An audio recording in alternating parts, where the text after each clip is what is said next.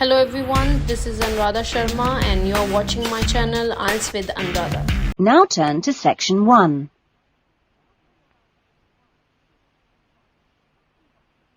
Section 1. You will hear someone being asked their opinion of a new television station. First, you have some time to look at questions 1 to 4.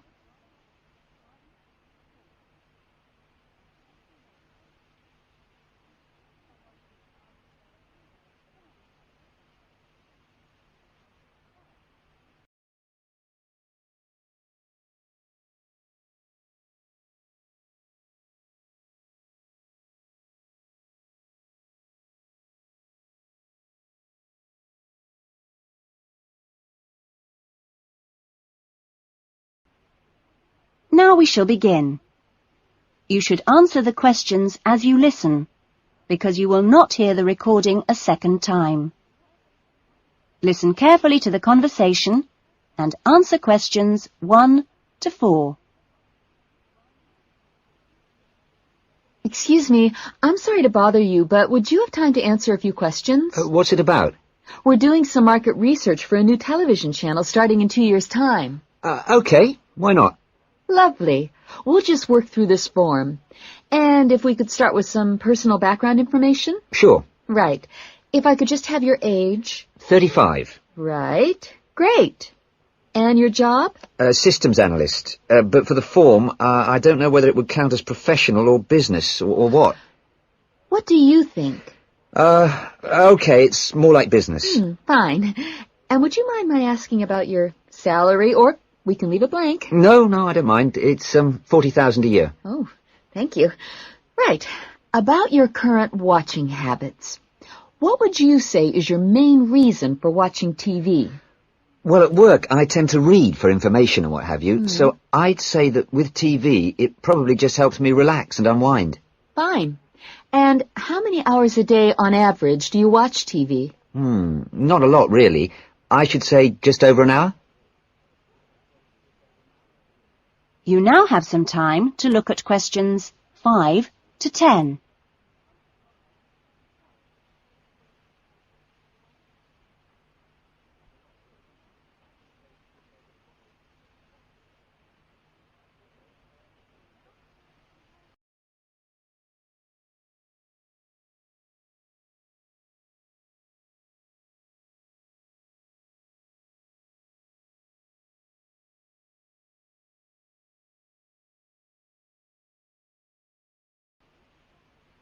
Now listen carefully and answer questions 5 to 10.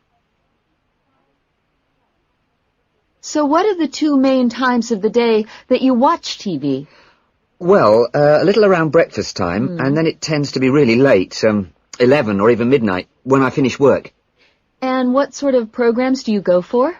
Some news bulletins, but I also really like to put my feet up with some of the old comedy shows. Fine. And turning to the new channel, which type of programs would you like to see more of? Well, I certainly don't think we need any more factual programs, like news and documentaries. I think we need more about things like local information, providing a service for the community. And in the same vein, perhaps more for younger viewers. Good quality stuff. Uh-huh. And if you had to give the new directors some specific advice when they set up the channel, what advice would you give them? I think I'd advise them to pay a lot of attention to the quality of the actual broadcast. The sound system. People are very fussy these days about that. And in general, I think they ought to do lots more of these kinds of interview, talking with their potential customers. Oh, I'm glad you think it's valuable. Certainly, yeah. Good. Okay. This will be a commercial channel, of course, but how often do you think it is tolerable to have adverts? Well, out of that list, I'd say every quarter of an hour. I don't think we can complain about that, as long as they don't last for 10 minutes each time. Quite. And would you be willing to attend any of our special promotions for the new channel? Yes, I'd be very happy to, as long as they're held here in my area. Okay, I'll make a note of that. And finally, may we put you on our mailing list? Well, I'd prefer not, except for the information about the promotion you mentioned. Can I have your name and address? Of course. Here's my card. Oh, lovely. And Thank you very much for your time, and we look forward to seeing you. Yes, indeed. Thanks. That is the end of section 1. You will now have half a minute to check your answers.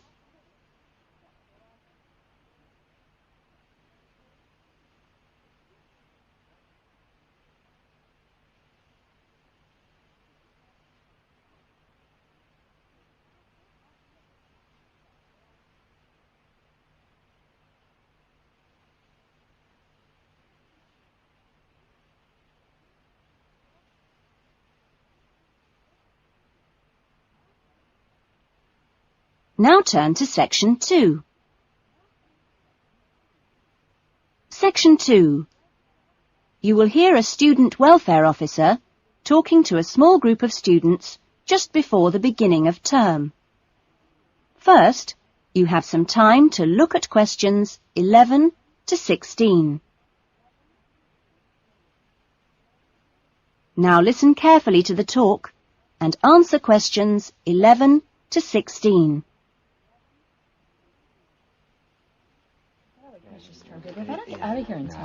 Okay. Well, good morning, everybody. My name's Elizabeth Reed, and I'm your Assistant Welfare Officer. What I'd like to do now is tell you a little more about some of the social facilities available on the campus, and also to tell you something about what the town has to offer. As you probably know already, the Student Union building is the main centre of social life here, as indeed it is in most British universities. The Union runs a weekly programme of events for all tastes. Oh, everything from discos to talks by guest speakers.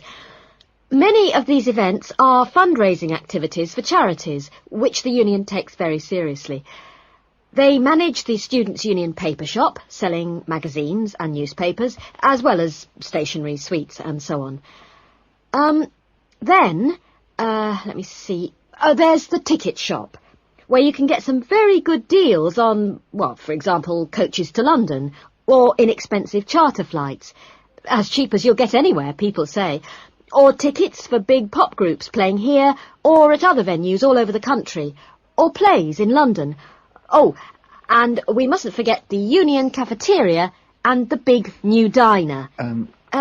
Yes, did you have a question? Yeah, does the union also provide help with any problems? I mean, advice on financial problems, for example. Or does the university provide that? Yes, the Union run their own advice service, offering help with financial matters, such as grants. I'm sure you realise anything medical should be discussed with the University Medical Service, which also has an excellent counselling centre. I think that was made clear yesterday. However, the Union has its own officer who can give advice on legal problems. You now have some time to look at questions 17 to 20. Now listen to the rest of the talk and answer questions 17 to 20. Now, on to Radford. For a town of its size, Radford has some unusually good leisure and community facilities, and has quite a good shopping centre with an interesting range of shops. As you go into Radford, there's a new, well, quite new, Olympic-sized swimming pool. That's on the outskirts at a place called Renton. Above the pool, there's a high-tech fitness centre. Are there any ice skaters here? No? Oh, pity. The facilities for ice skating are excellent. Well, the new Metro Tower, right in the centre of town, has got an ice rink and a sports hall for squash, badminton, volleyball and several other indoor sports. And in the same building, there's a new cinema with 6 screens. Then, let me see, in the main square, just 2 minutes' walk from the Metro Tower, there's the Theatre Royal, which often gets London productions on tour. And in the streets nearby, you can find a good range of inexpensive restaurants, including Indian, Chinese, Thai and Italian. That is the end of section 2. You will now have half a minute to check your answers.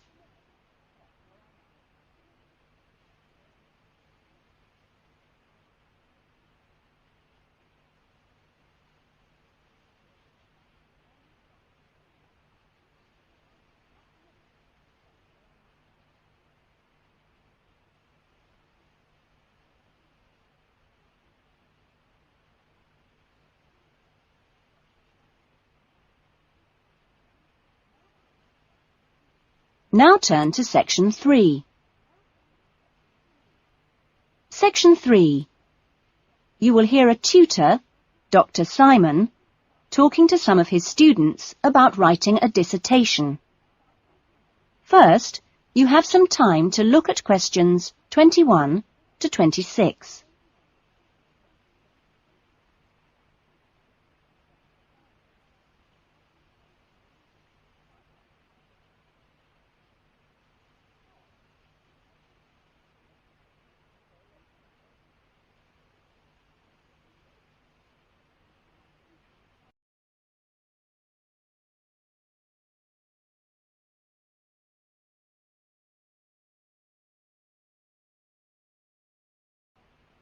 Now listen to the discussion and answer questions 21 to 26.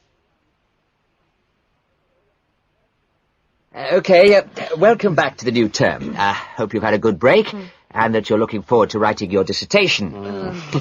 Now, what I'd like to do in this session is give you the opportunity to ask questions on writing the dissertation. Requirements, milestones, who to see when you need help. It's very informal. It may all be written on paper, but it's nice to get it confirmed. So, anything you'd like to ask? Dr. Simon, is there a fixed hand-in date yet? Right, I can confirm that that's the 21st of May, not the 20th, as we first stated. Okay? Jane? What about the word limit? Well, we try to be pretty flexible on this, but in broad terms it's 18 to 20,000. Ah. And you can choose your topics, anything from years 2 and 3. Yes? I still haven't got any idea what I want to do it on. Who... Well, you should see your course tutor to agree on your final title, and you should also be aware that there's a special programme running on research methods for anyone who wants some extra help on that. Can I just check on the deadlines for everything? Yes, sure. Look, let me write it on the board. When the different stages have to be completed. First of all, you've got to work on your basic bibliography. And that's due into your course tutor by the 31st of January, which is just 2 weeks away, so you'd better get a move on that. Do we have to have our own draft plan by then? No, your draft plan is due on the 7th of February, which is a week later, so that should give you plenty of time. And when do we have to be doing the research? That's over a 1-month period, essentially February to March. And the write-up? Well, you can't really get going on your writing until you've got quite a bit of the research done, so that's really March to May, with the hand-in date on the 21st. Any more questions? Now you have some time to look at questions 27 to 30. Now listen to the rest of the discussion and answer questions 27 to 30. Well, sir, just some advice, really. It's about computers. Would you advise us to buy one? What can I say, Andy? I know it's a massive expense, but I really feel it would be of great benefit. You can always look in the student union adverts for second-hand ones. Yes? I've been looking at some of last year's dissertations. Oh, is that a good idea, sir? I heard... Well, I don't think you should read them in detail too early, or you might end up taking more of their ideas than you realise. But yes, it really is the best guide you can have to the expectations of what's expected when you write a dissertation. Sorry, Jane, I interrupted you. That's okay. It's just that they did a lot of research using questionnaires. Is that a good idea? I think questionnaires are very good at telling you how people fill in questionnaires. But to be frank, they tell you very little else. Avoid them. About interviews, is it okay if we interview you? The tutors? Well, I don't see why not. They don't have any special contribution to make, but you can if you want. There's a whole section on this issue in the research guide. I'm afraid it's slightly out of date, and you're probably better talking to the tutor on the research methods course. But you might find it useful to start there. Okay. Thanks. Okay, well, great. I hope that sorted a few things out. You can always come and see me, or drop me a note if you've got any more queries. Right. Fine. Okay, thanks. That is the end of section 3. You will now have half a minute to check your answers.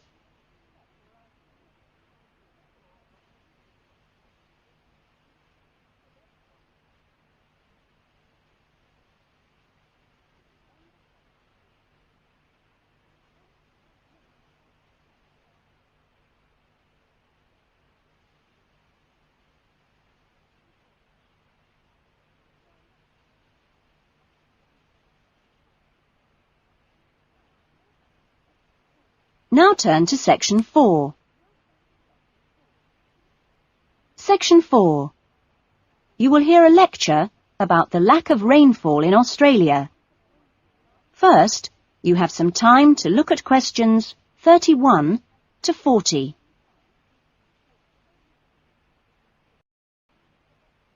Now listen to the lecture and answer questions 31 to 40. Good morning. This morning, we are continuing our look at Australia and its natural problems. Actually, dryness, or aridity, as it is generally called by geographers, is probably the most challenging of Australia's natural problems. And so it's very important in this course for you to have a good understanding of the subject. For Australia, water is a precious resource, and its wise management is of the greatest importance. As I've said, Australia is a dry continent, second only to Antarctica in its lack of rainfall. Long hours of hot sunshine and searing winds give Australia an extremely high rate of evaporation, far more than in most other countries. It's estimated that approximately 87% of Australia's rainfall is lost through evaporation, compared with just over 60% in Europe and Africa, and 48% in North America. You generally think of Africa as being a very hot and dry place, but it's not, in comparison with Australia. In many parts of Australia, standing water, that is, dams, puddles and so forth, dry up rapidly, and some rainfall barely penetrates the soil. The reason for this is that the moisture is absorbed by thirsty plants.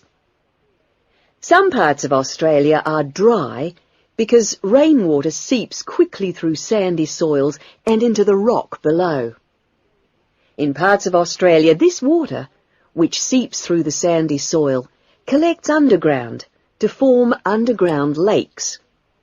Water from these subterranean lakes can be pumped to the surface and tapped, and so used for various purposes above the ground. In fact, extensive underground water resources are available over more than half of Australia's land area.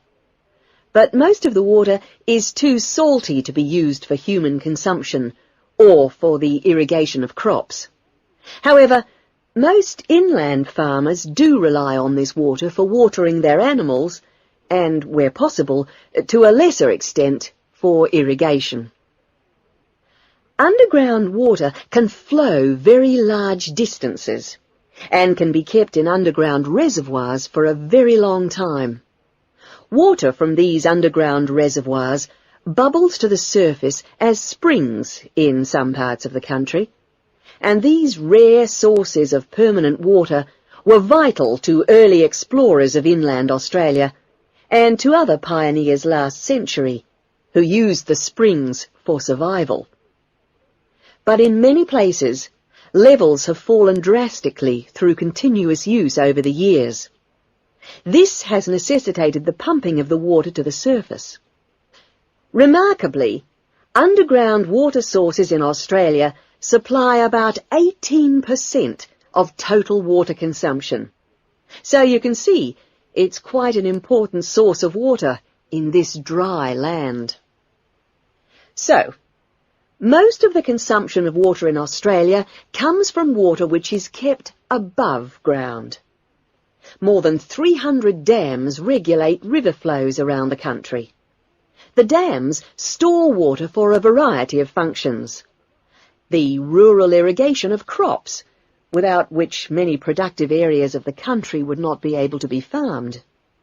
The regulation of flooding, a serious problem which will be dealt with later in the course. And last but not least, the harnessing of the force of gravity for the generation of electricity. That is all we have time for this morning, but you'll be able to do further study on this important area in the library. I have a handout here with references on the subject, so if you're interested, please come up to the desk and take a copy. Next week's lecture is a case study of an outback farm, and it'll be going into detail about some of the problems we've discussed here. That is the end of section 4. You will now have half a minute to check your answers.